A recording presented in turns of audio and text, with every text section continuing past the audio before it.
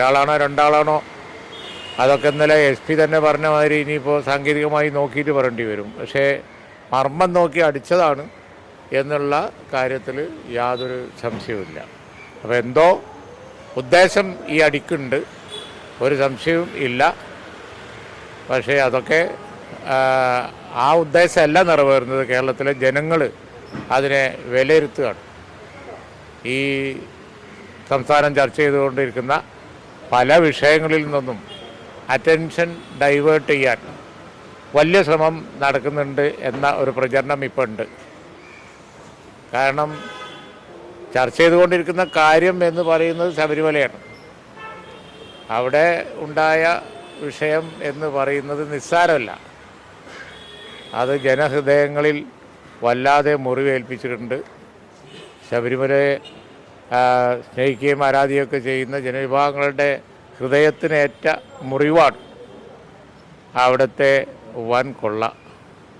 അത് കൂടുതൽ ചർച്ച ചെയ്താൽ അത് കൈകാര്യം ചെയ്തവരുടെ അതുപോലെ തന്നെ ഗവൺമെൻറ്റിൻ്റെ നില രാഷ്ട്രീയമായി പരുങ്ങലിലാവും എന്നറിയാം. ഈ തെരഞ്ഞെടുപ്പ് അടുത്ത സമയത്ത് വന്ന് ചേരാവുന്നതിൽ വെച്ച് ഏറ്റവും വലിയ ശകുനപ്പിഴയാണ് അവർക്കുണ്ടായിരിക്കുന്നത്. വന്ന് ചേരാവുന്നതിൽ വെച്ച് ഏറ്റവും വലിയ ഒരു ശാപമാണ് കിട്ടിയിരിക്കുന്നത് ശബരിമല. അപ്പോൾ എല്ലാവിധ ദുഷ്ചെയ്തികൾക്കും കിട്ടിയിരിക്കുന്ന ശിക്ഷ എന്ന പോലെ വന്നിരിക്കുകയാണ്. അതിൽ നിന്ന് തലയുരാൻ വേണ്ടി ആയിരിക്കണം ഇത്തരം കാര്യങ്ങളൊക്കെ ചെയ്യുന്നത് എന്ന് ആളുകൾ വിശ്വസിക്കുന്നുണ്ട്. അത് പ്രൂവ് ചെയ്യുന്ന മാതിരിയാണ് ഇപ്പോൾ ഈ സംഭവം.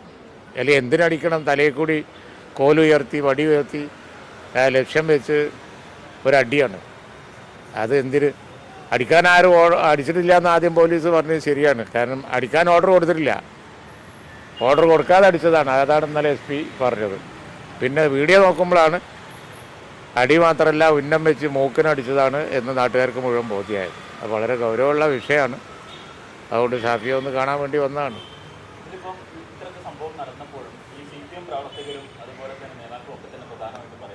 ഷാഫിന് വെറും ഷോ മാത്രമാണിത്, മുൻപ് നടന്നിട്ടുള്ളത് പോലെ തന്നെ ഷോ നടത്തുകയാണ് എന്നുള്ളതാണ്.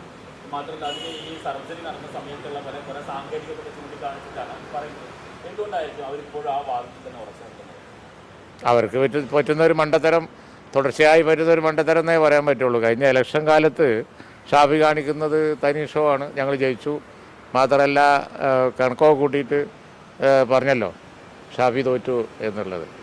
ലക്ഷത്തിൻ്റെ മുകളിൽ വോട്ടിനല്ലേ, 1.5 ലക്ഷം എത്ര വോട്ടിനല്ലേ ഷാഫി ജയിച്ചത്. അപ്പോൾ പറഞ്ഞ വിഡ്ഢിത്തരം വീണ്ടും ആവർത്തിക്കുന്നതല്ലാതെ അതിൽ യാതൊരു കാര്യമില്ല. ഷാഫി ഷോ കാണിക്കല്ല, ഇത് സംഭവിച്ച കാര്യമാണ്. അതുപോലെ ഷാഫി നിൽക്കുന്നത് ജനകീയ പ്രശ്നങ്ങളോടൊപ്പമാണ്. അത് ഷോ അല്ല. ഷോ ആയി തോന്നുന്നവർക്ക് തെറ്റുപറ്റുകയാണ്.